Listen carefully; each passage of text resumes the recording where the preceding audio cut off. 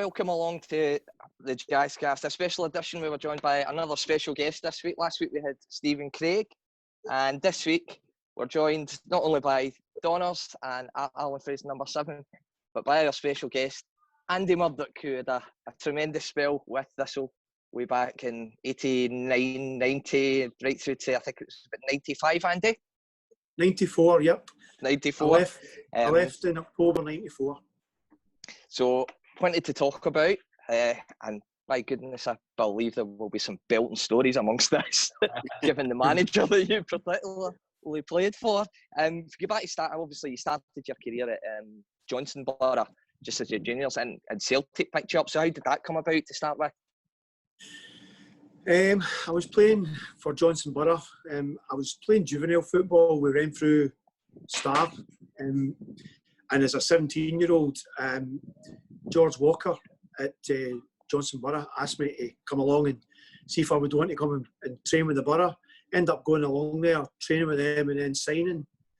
And in one of the very first games, actually, playing in the League Cup, I think it was the Tom Brown League Cup they called it, playing at Arthurlie at Renfrew Juniors Park. We got cuffed 5-1, but I had one of those games where it just happened to fall for me. Yeah. So there was a scout from Celtic there watching a few other players from Arthurlie, and basically after it, I remember the wee guy's name.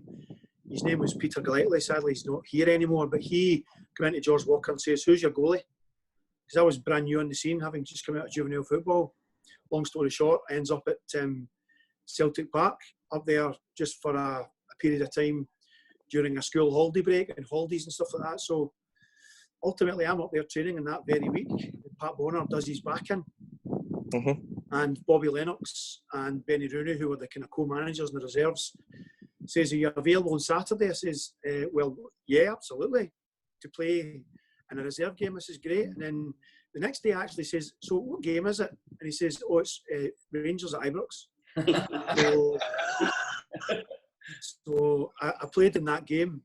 It was 1 each. We were winning 1-0 right up to the last minute. Sandy Robertson hit a speculative cross and it just caught in the wind, and it was a free goal. Nobody would ever have seen it. Mm-hmm. And so I was deflated. But ultimately, after the game, Bobby Lennox says he was delighted with how I played, and he would speak to Billy McNeil, the manager. And next thing you knew, I was up there signing. So that's how quick it happens. I mean, just that quick. Play for years and years and years, looking for opportunities, and I was just in the right place at the right time twice. I take it the groundings for a goalkeeper back then were different to what they are now. Were you just schoolboy football and things like that, or did you have your own wee clubs as well you played for? Well, I like I say, I never done any of the kind of special routes up through any kind of international juvenile. It was just Shamrock Boys Club in Greenock. Then I took the plunge because it was a better standard up in Paisley and Renfrew Star. So I went up there and then just got so lucky, as I say, getting picked up. So, yeah, there's many different routes into the big time for sure, and I would always say that to young players. My young nephew, Sam, he's a goalie with Morton Pro Youth, but he's got absolute magic potential. But that never existed. You had S forms. Way back in the day, it was never an S form. But so it just shows you, many of the people who go through that structure never end up making it in a big part of the game, and I suppose that's how it stands now with Pro Youth. A lot of these young folk do really well in those ranks, but never actually make it to the big time. So if it's more difficult to make it back then than it is now, I think it's a lot tougher for the kids. I would love to know how many statistics there are of young guys who have come through the youth setups. There'll be one or two, and I can think of some of the ones, young lads at Celtic. But then you think of Andy Robertson, he didn't make it. And then look what's happened to him. So there is no right or wrong way to make it right through to the top. And in Champions League winner, it just shows you how you can, for some reason, become not suitable or whatever. But I don't know the answer to that question. So moving forward, obviously, I think you made your only appearance with Celtic was the first team sort of thing. It was Brian Robson's testimonial, wasn't it? Yeah, I played in that testimonial. Yeah. That was down in Old Trafford, and again, that was just another experience where lastminute.com, I got involved in that setup and come on for the last 7 minutes. I've still got the VHS recording of it, and I actually seen it online, and believe it or not, on the telecast as it was then, Dennis Law was part of the co-commentary team. And when I come on, he said, "Oh, and it's Andy Murdoch, a good Scottish name." I still laugh at that when I see it. Is there grounding? I was just going to say, is there somewhere to watch that? I think it's on YouTube. Uh-huh. If you just go into Brian Robson's testimonial, I think it's there. What I would say is that there's a warning on it, a caveat. I came on for about 7 minutes or so, and I nearly chucked one in. So I suppose that became the standard of my career. Well, Raymond knows all about that. I've done that before. Thanks, Alan. Yeah. So moving on, obviously that you had the grounding at Parkhead, and then the loan move to Thistle, the first loan move, which was sort of halfway through 88-89 season. Yep. How did that come about? And again, right out of the blue, Billy McNeill had me in his office after one of the training sessions and says he'd been in touch with John Lambie, who I understand both of them are friendly from their days in Lanarkshire and various other realms playing football. And he just said there was an opportunity for me to go on loan. The Thistle goal at that time, I was told, was John Brough was either ill or injured. And as it turned out, when I got there, he says, "I'm not ill and I'm not injured, but I was playing ill." So John Lambie basically asked for me to go there. And I remember turning up the first training session, and it was on a dark, horrible, windy night at Firhill. And we're training behind the goals in what can only be described as a sandpit. And just from there, I remember playing my first game. I think it was Clydebank, and I think it was Gary Peebles and I had made our debut the same day. We ended up, I lost a goal in the first few minutes, but then eventually we won the game. And just that whole season, I still couldn't believe Thistle were in the lower end of the leagues, because we just kept winning. And eventually at the end of the season, I remember getting presented by Jim Donald, the then chairman, and Kevin Moore, with a decanter and glasses, which I've still got, to say thanks for helping keeping Thistle up. I really enjoyed it. Thinking I was going back to Celtic. Then in the close season again, Lambie come back, and I end up, after a few games, going back to Thistle and stayed there for another loan period. When I left there, I think it was the last game I left was the biggie. Thistle St Johnstone. And up at McDermott Park. So they had just opened it. Man United were the club to officially open it. They had a big crowd, but they eventually released 600 more seats. And that meant that Thistle coming up with the full support as they did. That was the highest ever attendance at McDermott Park then. That's right. And then the following week, I came back, because I then went with John Lambie to Hamilton. So, yeah.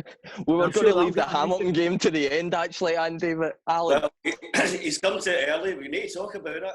On you go, Alan. You take us through your memories of that. Well, for a start, it was a certain penalty, Andy. What do you think? Well, I'm sure that Callum Campbell knows exactly where to buy new tights, because that's what he did that in Christmas. It was very strange. It was very strange for everybody, because Lambie had gone to Hamilton. It was and then coming back again, and there was a big crowd. Everybody was really up for it. Bobby Law hit that one off the post and off your shoulder. I think it was my head. Was my it head and my shoulder. I just remember making what I can only describe as a magnificent dive to try and stop the thunderbolt that usually goes out the ground through Bobby Law. That's right. And he actually didn't score that many goals, Bobby. He would hit them, but he never scored that many. No, I know. And if you watch that, the Barton ones, remember that? Well, if you watch the footage back, it was on Scotsport the following day, and White and others were talking about it. And the way Bobby Law celebrated, I think he was going to pick up the World Cup at the end of it. So, yeah. Donald. Do you know, I was laughing at your comment about Billy McNeill and John Lambie being great friends. I mean, that must have been polarising opposite characters, do you know? What was it like? What was it like with someone like Billy McNeill? I don't know if you maybe dealt with him all the time, and his kind of laid-back attitude versus Lambie. Well, you say laid-back attitude. Billy McNeill would come to all the reserve games as well, the home games, especially at Parkhead. And him and Tommy Craig would come into the dressing room at half-time, and he was never laid back. So he had a very obviously polished persona for the media, but he didn't ever cross Billy McNeill. He was a very, very strong leader, and obviously you can imagine how that looked. He was very involved with the reserves and the youth team. So, no, if you compare him to John Lambie, then I agree with your analogy. They're polar opposites. John Lambie, there is only one John Lambie, as I've heard it many times. I've got a zillion stories, and as I've promised, and Raymond knows this, when I retire in 2.5 years' time, all of that is already documented, and I'm publishing it. Look forward to it. That would be great. Oh, you'll sell a ton of copies there. You know, back to that first season. I was that's when I was a season ticket holder back then, and that's some of my kind of fonder memories. Thinking back to some of the players, we're looking at John Flood. Obviously, Chick was there. Yep. I seen Jeremy McCoy, Callum Campbell. Remember Brian Wright quite well. Alan Dinney. I think Billy Dodds was talking about his all-time favourite team, and Alan Dinney mentioning it as one of the best right backs he'd ever played with.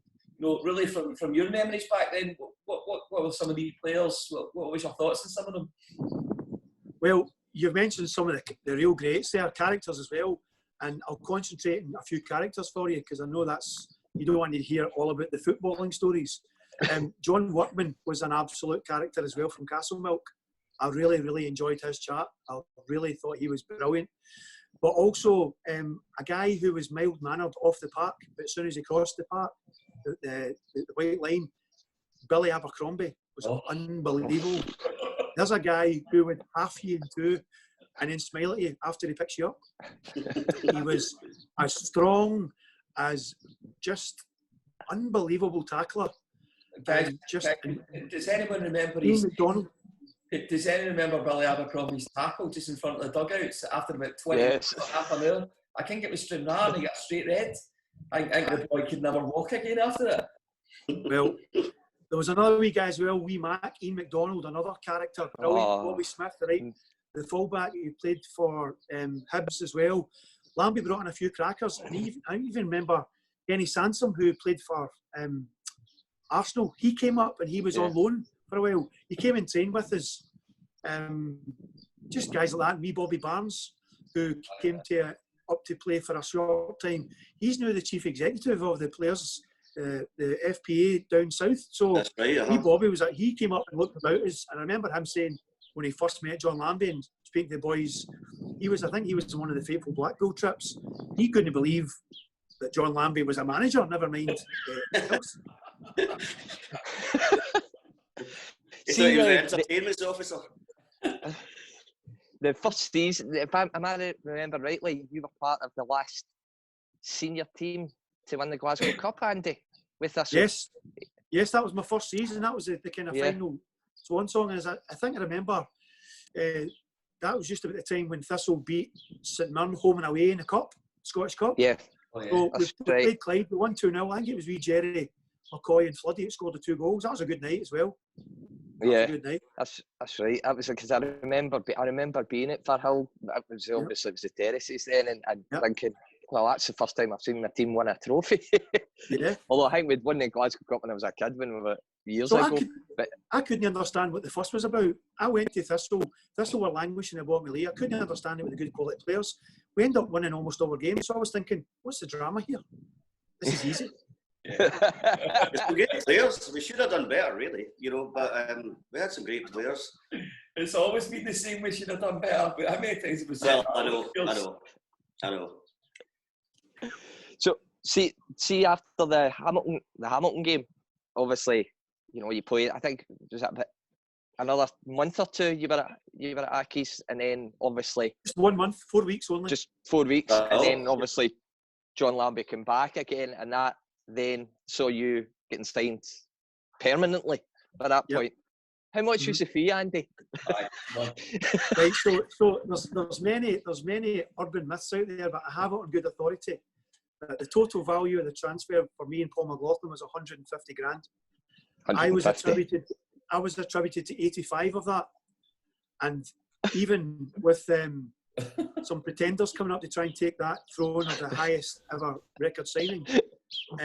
Niall Keown came up in 2017, I think it was. Yeah. I have it on good authority, even though it was undisclosed.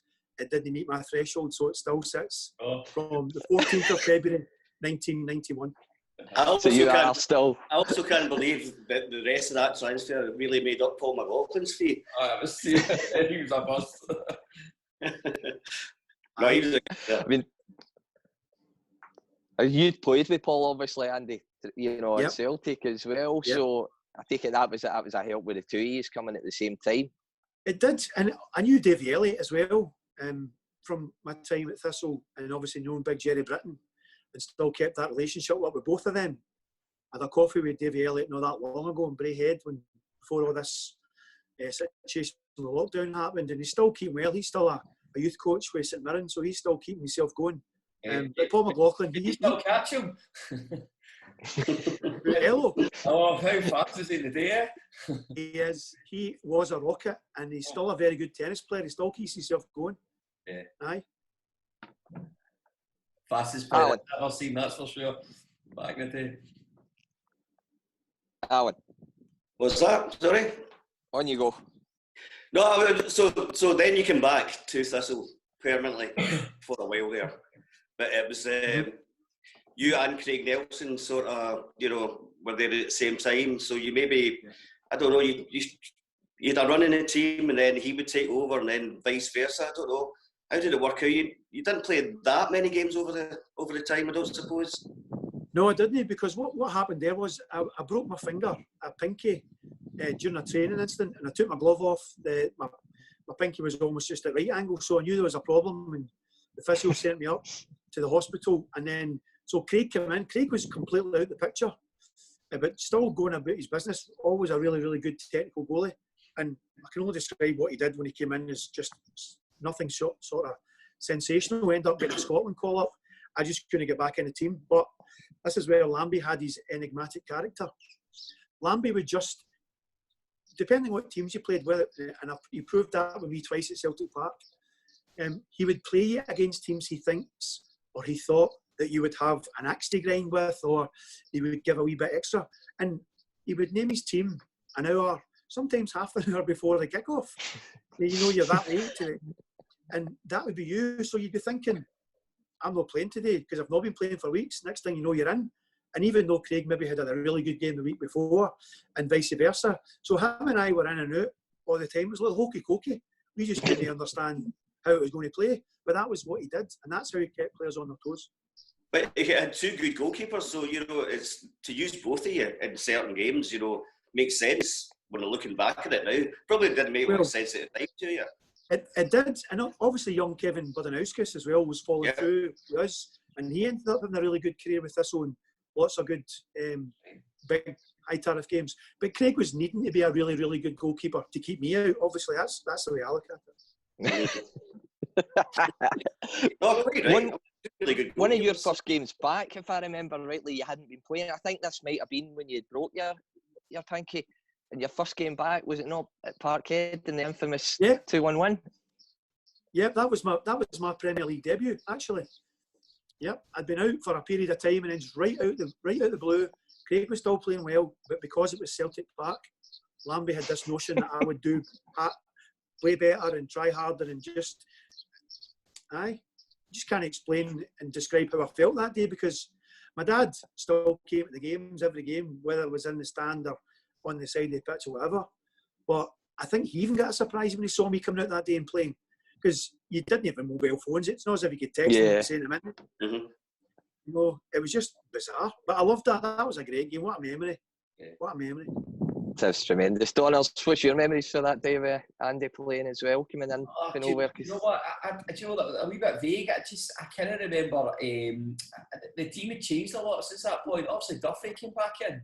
I always thought Jim Duffy was a complete class act compared to everybody. He seemed to be 5 steps ahead against everybody else. And another player that I loved back in that era was Colin McGlashan. His touch and everything was wonderful. He just probably lacked pace, really, to go to the elite of the game. But again, some great players that we had at that stage. No, my memories of that day was, I think it was after about 3-4 minutes. I think it was Andy Payton who I think scored at the start of the second half, but had smashed a left foot shot, and it was right low, almost onto the post, Andy. and you get a fingertip to it. Yep. And it kind of set the tone for the team, because they suddenly realised, right, you know, we're good enough to do something here. And the way they take, the way is, as I'm sure you know better than anybody, the way that Lambie set up teams as well at that time, and of course with the pace that we did have in the team as well, and the trickery of wee George Shaw as well, you know, kind of set the tone that day.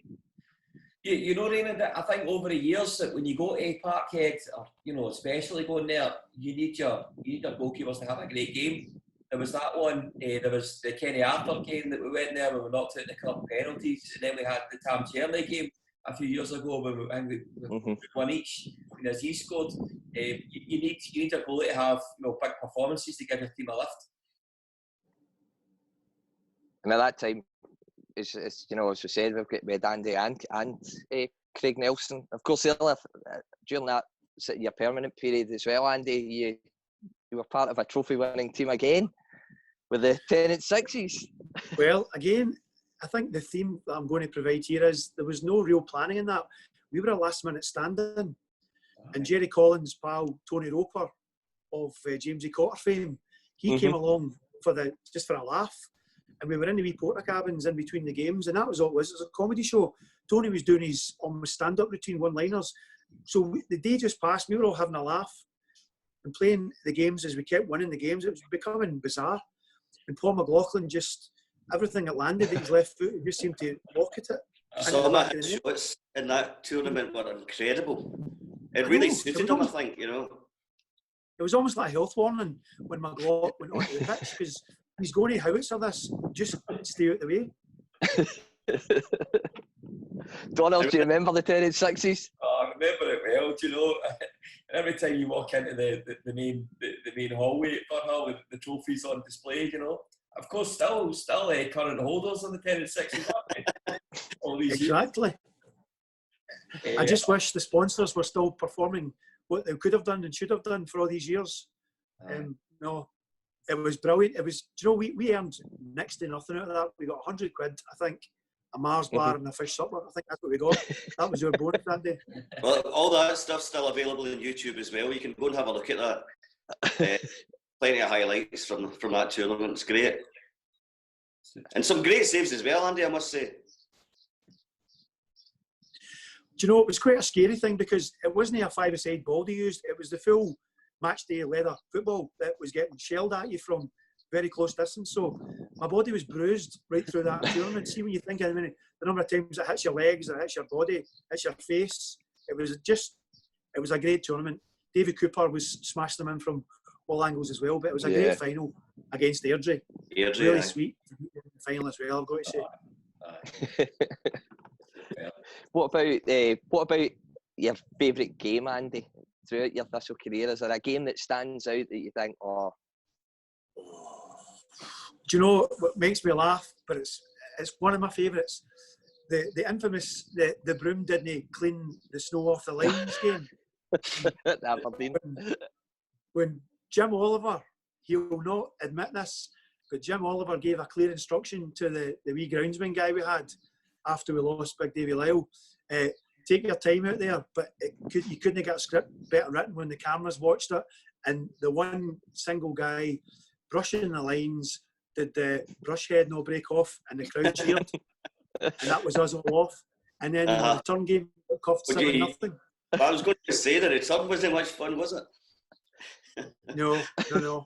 So I've never been so happy to have that, but the most favourite game of all time has to be Big Les Mottrum's the ghost goal. That's just got to be the most bizarre, interesting, but most enjoyable laugh ever.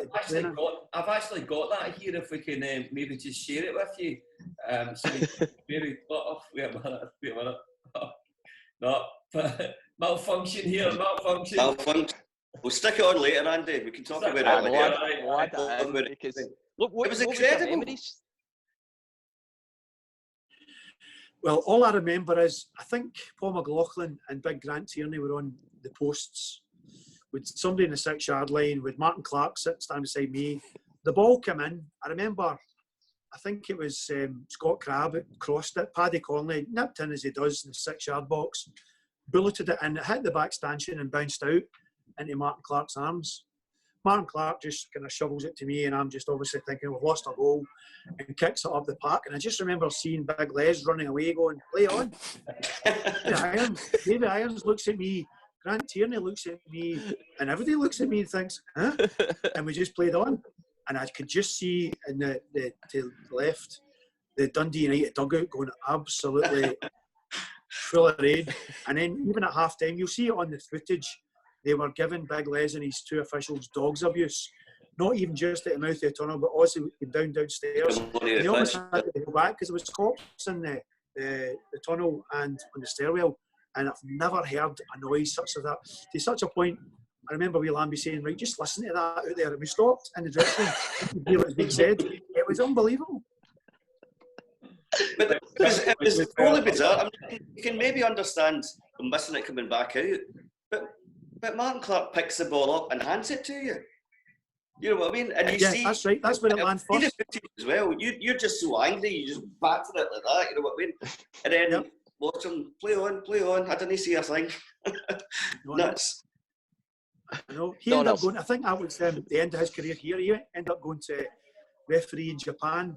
My big pal Kevin Toner, who's a Grade 1 referee, him and I have kept in touch all these years, and he was telling me that Big Les has dined out in this many a time after dinner speaking, so clearly I didn't get any part of that. You know something for that, then, I would say. That was bizarre. It was really bizarre. Same goal that Chris Doolan scored last season. Was that last season? Against Morton. You know, 2 seasons ago. Aye. Mm-hmm. It's the same goal as well. It's the same end. It was the same bit of the net. Right. So they changed the stanchions after that. They changed the makeup of the goals. That's right. That was the one that changed. Yep, that game changed that in Scottish football. Because if you remember way back, it happened in the English. It wouldn't have been called Premiership then, but it was Queen's Park Rangers when they had the so-called plastic pitch.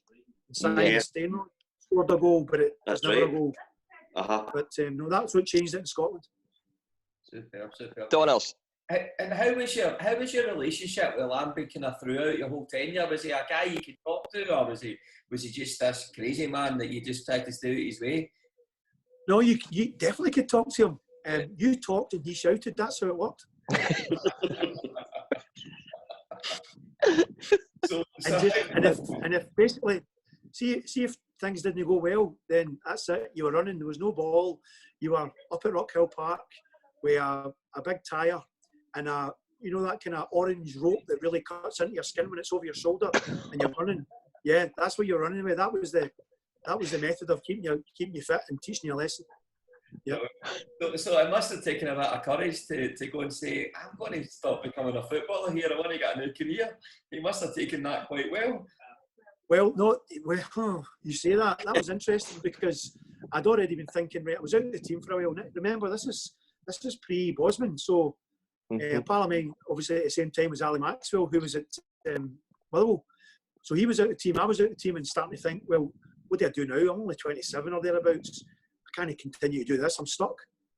So then my friend who lived next door to me, David Templeton, said, why don't you join the police? And he was a cop. So I looked into it, went through all the process, and then when it came to the reference, I had to then contact the club, and I spoke to Jim Oliver. And Jim Oliver gave me the biggest laugh ever when he said, we'll need compensation before we can release you. So I thought he was joking. And then when all my paperwork went through to the police recruitment, I always remember it, a big inspector called Inspector Brown phoned me up at the house and said, I'm sorry, but your application's on hold. Partick Thistle Chairman Jim Oliver wants £50,000 compensation for you. So that stopped me getting in the June of '94, and then eventually that was resolved by the October '94. But by that time, I was due to be paid a rent allowance in the June because it was closing in the October or the September, I think it was. So I get in after the rent allowance. So that's rough. I think that took roughly £250 or so a month. So if I count that up over nearly, 26 years, I'd have been better paying the 50 grand myself if I still make money at it. We talked about characters and you know, favourite games. Who was the hardest centre forward to play against, for example, the hardest player that you on the opposition? Well, there's one game at Ibrox, and it's the game where Duncan Ferguson thought he scored his first goal for Rangers. And I think that's the same game that I saved Hateley's penalty. Yeah. So the front three for Rangers that day was Hateley, McCoist and Duncan Ferguson. Was that a one-each draw? So a one-each draw, yeah. Yeah. So if you can imagine looking at the team sheet and seeing that and thinking, okay, how are we going to go about this? Because clearly Ibrox was full every week as it is now, and it was then. So the atmosphere, they had Gary Stevens, international fullbacks, Trevor Stephen, they had every player that was at the crest of a wave for Rangers. And we just went there and battled and battled and battled, and I still can't believe it to that day. Big Duncan scores his goal, he slides towards the camera on his knees, and it's ruled offside. And then Big Hateley, similar to Callum Campbell, I will get that mentioned again. Big Hateley dives outrageously for a penalty. Maybe I caught him a wee bit, I've got to say. And then basically he gives me the eyes to one corner. I think, no, it's going to go that way because I'd watched these penalties before. And I just remember diving to my left. Don't even remember it hitting my hand, but then going by. And then I remember watching the footage back. I'm kind of punching the air and I'm looking at the enclosure. And I can just see maybe 2,000 folk all pointing at me with the veins in the neck, shouting at me. So, no, again, that's another memorable experience. But to answer your question, out of that front three, I think the toughest opponent ever I had was Mark Hateley. Just big, imposing. Every time a cross came over, he would tell me, he told me a few times, see the first cross, I'm going to be there, I'm going to go right through you. And I used to say, aye, okay, I know you're going to say that. But he always did. Aye. That was a great point that day. It was a backs to the ball performance from us. I can't remember who scored for us that day. I think was it maybe Isaac English, or maybe it was just a breakaway. Was it Jerry Britton even? I don't know. I'll need to look it up. I can't remember off the top of my head. But I remember the game. It was a good point. It was a good and penalty save at Ibrox. Correct? Yep. Perfect for our ex-Celtic goalkeeper.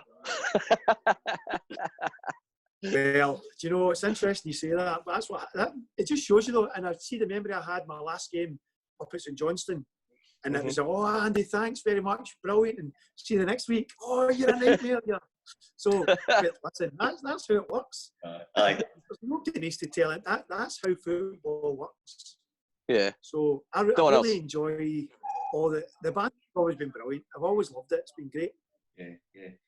And being a goalkeeper, you must hear it more than anybody else in the pitch. You know what I mean? The crowd are right behind you.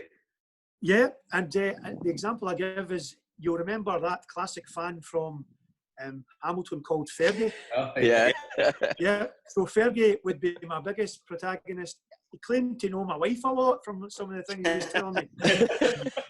And when I went to Hamilton, I was thinking at least I'll get an easy run at Douglas Park, and yet I was still getting it from Fergie. So, and he was right behind the goals all the time and giving you pelters for 90 minutes. And he actually tried to walk round. Yeah. I remember back in the day when I was a kid going to watch Ruffy when he played in goal. And what Fergie used to do was, every time if Hamilton were away from home, he used to come to Firhill, stand behind at the city end, and give Ruffy pelters for the full game as well, even though he was the only person who gave me pelters more than Fergie, and it was in the old enclosure at Thistle, was John Lambie. Remember he was banned? Oh, yeah. And then he stood in the terraces, and let's just say, I think he'd been at Firhill Tavern for a few. He was giving me pelters as well. I still couldn't believe it. I heard this voice, and I looked behind him as I was going to take a by kick, and he was pointing at me. He was wearing a Thistle tammy and just shouting and bawling at me, and I couldn't believe it. So, Donald, over the years since you've left, I've seen you come back a number of times. I take it Thistle fans still talk to you and take a lot of your time, and the club's been good to you over the years, yes? Do you know, that's the most important. I've said it so many times. I'm obviously, my favourite thing is to watch a game of football and also at the same time be on Twitter. I go to Firhill as often as I can, and the club's been brilliant. So Robert Reid's been a constantly all the way through it. When I first went there, the club secretary, Molly Stalin, and even the late, great Jackie Husband, they looked after me so well. And ever since I've been back with Big Jerry being there again, even before that, Big Maxie, everybody at the club's been absolutely brilliant. And even the current chairman, Jackie Lowe, who I met at a military reservists event in Faz Lane, we've kept in touch ever since that.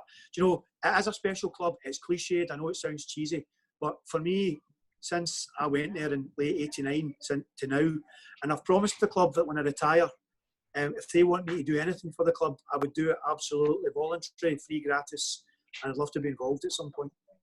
Well, you might live to get that comment. This will really looked after me. I got married in 1991, so to go there and to get a new lease of life, because I was playing the reserves at Celtic, and sadly what happens is some folks stay at a club like that because it sounds great, I play for Celtic, but actually I wasn't playing for Celtic. I was training and being part of a big club, but I wasn't playing, and that was the definite motivation to go and play for a big club, as I still class Partick Thistle, regardless what league we play in. Mm-hmm. I think that's a great way to finish it up. You know, very happy memories. I think we've all got very memories of you, very fond memories of you in the Thistle jersey. So thanks very much for coming on and taking your lunch break early today. All good. Yes, thank you. Thank you very much, Andy, for joining us for this morning. Well, this probably be out this afternoon. We'll get it out and let the rest of the viewers and listeners hear your stories. But once again, on behalf of Donners, Alan Fraser, number 7, and myself, Andy, thank you so much for joining us this morning, and keep in touch with us. Thank you. Thank you. All of the guys on there this morning, I feel as if I know you already with all the stuff on Twitter. So it's great to physically see you and talk to you and keep the banter coming, because that's how the fans and the lifeblood of such a great club will continue.